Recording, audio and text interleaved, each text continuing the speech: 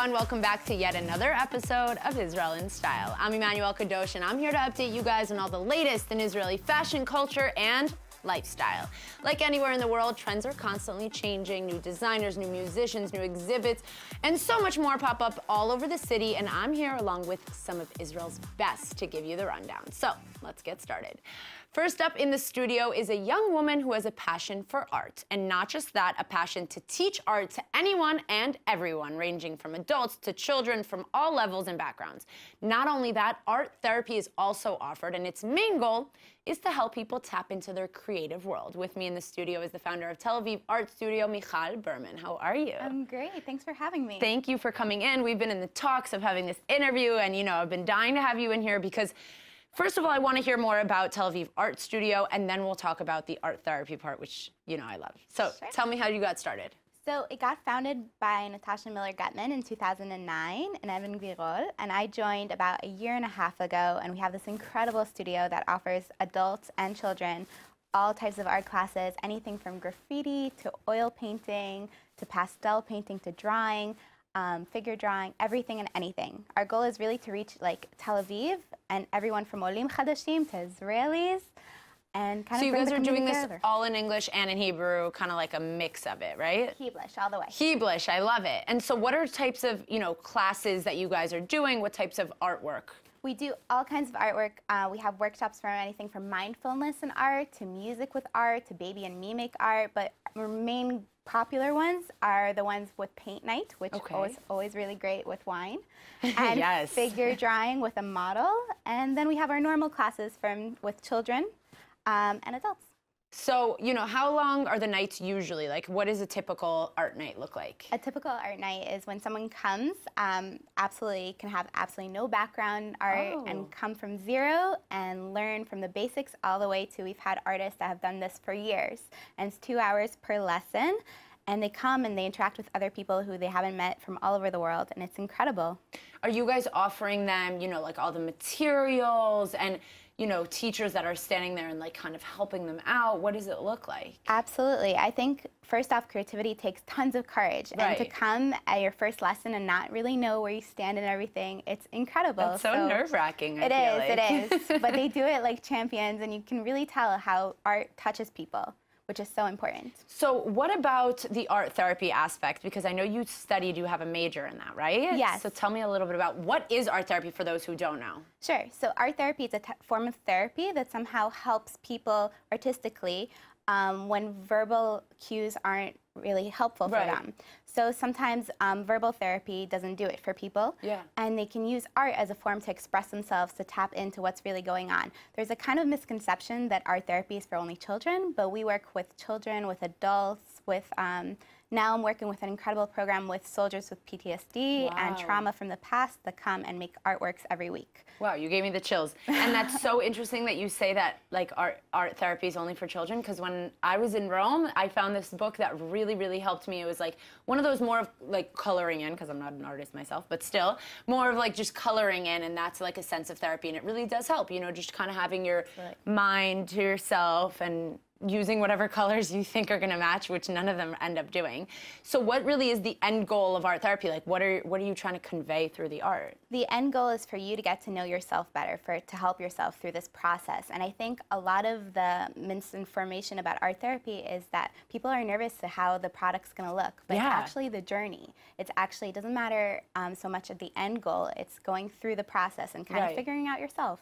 And so specifically, I'm stuck on this art therapy thing because I find it so interesting. So for the art therapy, are these students, or, you could call them students, right?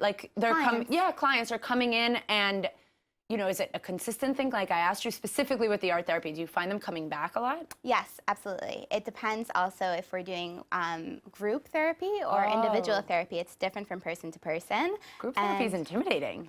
It can be intimidating, but I think it also brings people together. Right. And it's sometimes really valuable to have other people say, hey, I'm going through the same thing or a similar thing, and I'm here to help you as well, and myself. For sure. And so back to Tel Aviv Art Studio, is it once a week? Is it how does that work? Do people have to sign up for a class, or can they just walk in based on, openings? We have people come in, sign up, and they can either come into one class to kind of check it out, or they can come into every week. We have classes every day and multiple times a day. That's crazy.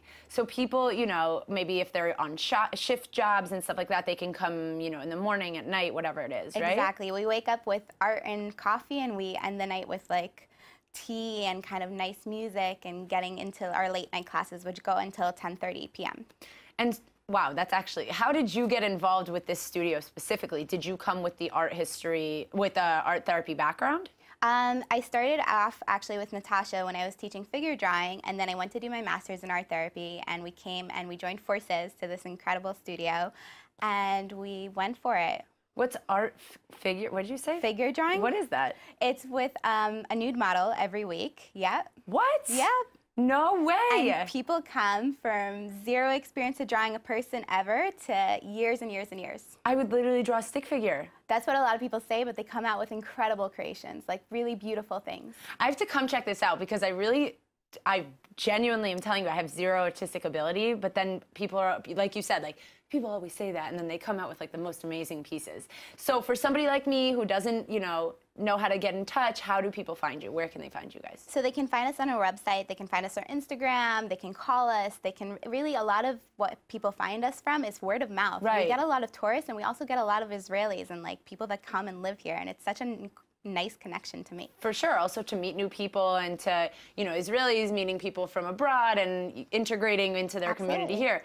Amazing, so thank you so much for coming in, Michal. I really appreciate it, and I'm so excited. I'm definitely gonna come check this out, if not for the art therapy, just to kind of get my creative flow going back, so thank you. Thank you so much. So art lovers, listen up. If you're looking for a good way to let out some creative energy, maybe a fun art night activity, or looking for a way to improve your artistic skills, make sure to check out the Tel Aviv Art Studio to find out more. Up now, so tell me, what's more interesting than hearing about two Orthodox American guys tell me about their newest film production company, right? Not much. Well, with me in the studio now is Drew Feldman and Jeff Handel to tell me all about their latest short film and their company, Cinemad. How are you guys? Great, how are you? I definitely butchered one of your names, right? No, you really? got it right. You guys have pretty American names, so it'd be really bad if I did mess it up. This is true. Okay, so one of you guys, both of you guys, tell me about Cinemad, what it is, and how it got started. Sure. So Cinemad's our production company. It has two sides to it. One side is we are shooting commercials for primarily Israeli tech companies. Okay. And then we also produce our own original content. We have web series, films, mostly films and web series right now. Amazing. But yeah. How'd you guys get started in it? I know you guys just wrapped up a short film. Was that prior to it, before, after? Yeah, so the short film came after we decided to make Cinemad and really met and connected. The short film was an idea that was sort of, we made together, brought from a few different people's stories, and we did that, and we shot it in New York City, actually, and hired some really great talent in New York. And that was sort of like, this is our kind of starter piece. This is our baby This is right our now. baby Yeah. starter piece for the production company that we're then going to like send out. We have it on festivals. We're in talks to make this a feature film. Yeah. And so it's really the first stage of many. But we've already been producing commercials for people here. Here, as in Israel, yeah. In Israel, guys, we're not in the States. So what, why'd you guys move from the States to Israel? If anything, we do the opposite here. Right. So where did that come from? Sure. So I'm from LA, which is, I think, the biggest irony. Yeah, like, what are you doing? But it's actually a lot easier to make projects internationally today than it was, say, 10, 15 years ago. And Israel is a place that I really want to live. Right. And I actually think there are a lot of untold stories here that are really worth telling. And you feel like you're a part of something when you're actually making film and content here, as like in America. LA, I grew up, you'd see billboards for like Garfield 36. Like, who cares about this movie? You can make actual cool films here. And yeah, have it mean something also, because you guys are both Jewish and now Israeli. And now Israeli. So you guys are like looking forward to kind of give the stories from this perspective here in Israel and have it be filmed in Israel. 100%. Not as a set or anything like that. Not as a set. I mean, Israel has such a vast range of topography, and it's like, you know, you can go from one end to the other end, and you can get so much. We're talking today about, wouldn't it be great to shoot a Western here? Right. Because there's so much, you know, there's so much space for something like that. That's amazing. Up. I love so that. we're definitely doing that. We'll do a Western for you. So, you know, like, there's so much opportunity here, and Israel is really an outward-facing nation right now, and it is moving forward, and we're like, we want to be a part of that. You guys want to also, you know, Israel is Israel. We mentioned Israel. this before. It's like, it's not about being labeled as a Zionist or anything like that. It's the love for your country and the love for the stories that you have here. And For sure. so what are types of projects that we can be expecting to see here, or some types of projects that you've already done? Sure. So some things are already done. We've done commercials for various startups. Here in Israel, like Israeli startups. Israel, like Fredo's is one of them. Wow. It's quite a big Yeah. company now. It's not really a startup anymore. And for other organizations, and then besides that, we've done music videos here. That's a wow. pretty big thing that we do. One of the things in the reel is actually from our music video. Yeah, because we have pretty great talent here. Really great talent In the here. music world, I feel like yeah. a lot of people Amazing don't talent. Yeah. give us credit for that. Do you know what I mean? Yeah, no way. Yeah. And so music videos, and then you said, what was your short film specifically about? Or are we not Sure, sharing no, that we can with tell you. So it's about a guy who wants to convert to Judaism, and he comes to the Beit Din, and his sort of checkered past gets opened up on the Beit Din. And in this film, in the short was a film, drug dealer. he was a drug dealer. It's a twist. And so he comes in, and he's being, kind of beaten and prodded and pushed and pulled by these group of Rebbeim.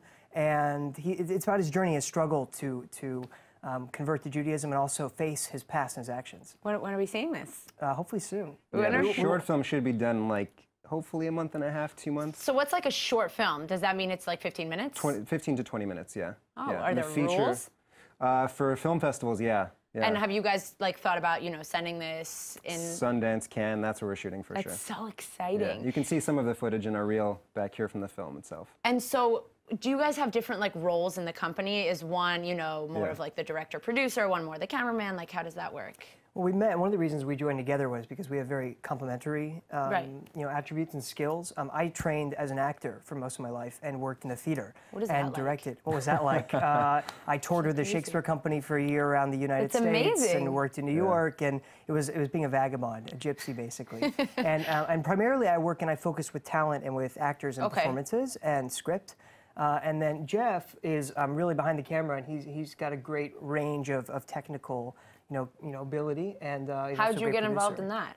I grew up making films since I was 12. You're in Sony LA. Studios is like 2 blocks away. So I got my hands on a camera when I was 12, went to BU for film school, Wow. studied cinematography and photojournalism. Also got my hands into like producing, things like that. And Yeah, I feel like once you're in the production world, you kind of have like to try all different types of things so that you can be experienced and you can be like a one-man show if it's necessary. these days you have to be. Yeah, you have to be. So tell me, this really interests me. What like obstacles have you guys faced with creating your own production company? Or even having it right? yeah, Or even having it be here in Israel even more so, Right. right? Yeah. It's a lot of the financial aspect There's of a lot it. of fundraising these days. Yeah, Yeah. we raised $20,000 for the short film, which was amazing. Hopefully, we're raising about $1 million for the feature. That's crazy. But luckily, there are a few Jewish guys with a couple of I bucks. feel in their like, pockets. I feel like we're in the right place so to be. that's part of the I think- synergy that happens here as Amazing. well. I think another challenge just be like navigating Israel. I mean, I Right. remember we shot a music video last year in Jerusalem, and like just getting around and dealing with people and like, let us use your studio to film this. Just okay, people. but come here, just Yeah. people. Come here for this amount of time. Okay, we'll give you a few shekels here. Like, No. It's just very. I totally can understand and relate. Yeah. It's not the easiest, but it's definitely one of the most rewarding things I can tell you from someone that's working in the media here in Israel. It's like, maybe you're not creating just Jewish content, but it really feels good to be doing here in Israel. Right. So how can people get in touch with you? I don't know, maybe musicians that are looking for Website. production? Yeah? wearecinemadd.com. Amazing. Yeah. So thank you both for coming in. I really you for having appreciate us. it. And we'll get in touch, Thanks for having We'll us. be in touch. For sure. Thanks, for sure. Okay, well, there you have it. I'm definitely going to have to check out their short film and, of course, to stay updated with any big future plans Cinemad may have. Who knows, maybe we'll do a little collab in the future.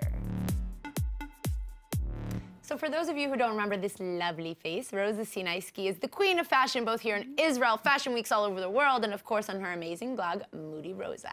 How are you, babe? I'm very good. Thank you very much. I'm so happy you're back here in the studio. I Me love too. having you here. I know, the light is The light is doing just well. perfect, Yes. right? That's Speaking good. of perfect lighting, Speaking of perfect lighting, what are we going to talk about today? We're going to talk about the pressures of looking good on Instagram and posting and keeping up this well-oiled machine that's called a blog or Social media account. yeah. So as an influencer, can I, what is that name even? Do you get what I mean? Like, what is that who are you influencing and how do you know you're influencing? So what does it feel like? So an influencer, I would say, is a kind of community, someone who has a lot of followers, who has like a very active crowd, someone who is igniting a conversation, no matter what it is about. It could be about diapers, it could be about politics, anything from here to there. But, you know, someone who has the influence to make a change, or to talk or that about, people are like listening to. I feel like, because whether, you know, we have Netal Chemister, for those who don't know, very well-known Israeli model, who her niche is bathing suits. So could you consider that an influencer? Yes, absolutely. I mean, each influencer has his own market, his own crowd, his own target audience, and so you appeal to a certain kind of people that, you know, that is in your demographic. So if she's a teenager and she likes bathing suits, probably she's going to appeal to the same demographics. So plus boys. Plus people boys, that are interested in also looking at their content, you know? And so as a blogger, a fashion journalist, what is your say on this whole social media thing? There has been a conversation in the last, I think, year, more or less, from actually quite big and well-known bloggers and influencers who started 10 years ago already. So it's marking this landmark, and it's starting to change. Things are starting to, you know, have like a more profound meaning, and people really grow up with this social media on their fingertips, on their all daily. day. Yes, all day you're looking for content, and as a blogger or influencer, you're always pressured to post certain amount of posts, or you're pressured to collaborate with brands, or you're pressured to look a certain way and always, you know, have a good body, good skin, and be made up and dress very well. You can't wear the same thing twice, God forbid, on your feed, and, you know, the pressure of looking perfect and like being perfect on this like blog, have this image of like, I'm a blogger, have this cool life, and here I am, you know, wearing this designer, that designer. It sounds maybe a little crazy, but it's a lot of pressure to also keep relevant and keep authentic, and, you know, not to be too commercial and not to be too cheesy. You know, you don't want to do like, too much of one thing either. Yes, exactly. So, you know, why then? You know, I wonder. Exactly. Well, there is this big question, and actually the pictures you see behind us are from Catherine Ormerod, who's a young journalist. There she is. She's writing for, I think, for Harper's Bazaar UK, for LUK, for a lot of like major publications, and she's been doing it for a few years. She's been very active on Instagram, and she had a baby, and she all of a sudden noticed that, oh my God, like, if I don't post anything, does it mean I'm not relevant anymore? I just had a baby, but I need to keep up with the work, and how am I gonna, you know, be a good mother and be attentive to my newborn baby and my husband, but also keep up with my followers, and I'm not going to be relevant anymore. It's a lot of pressure for people that have this kind of work. So you said work, and that's actually so interesting that you say that, because a lot of people are looking at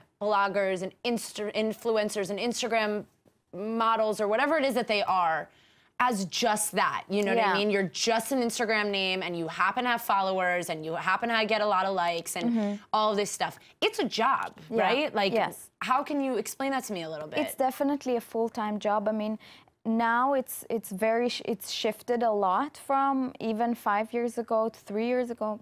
Major bloggers who started 10 years ago, 7 years ago, even me, who I started like 5 years ago, my blog, it used to be more light, more fun, more spontaneous. Now a lot of the major bloggers like Chiara Ferragni and Nicole Wren from Australia, they became like CEOs of their own big companies. They're making Wow. multi-million-dollar deals.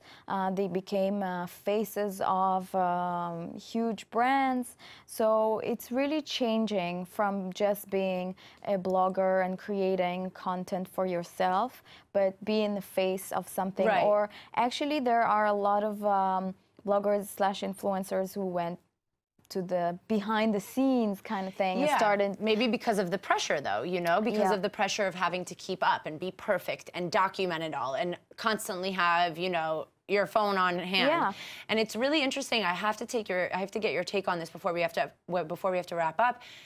People are always like, so you're an Instagram blogger, an Instagram influencer, but what if Instagram like crashed Yeah, one day. you know, like, how do you feel about that? I get it all the time. I actually had this conversation the other day.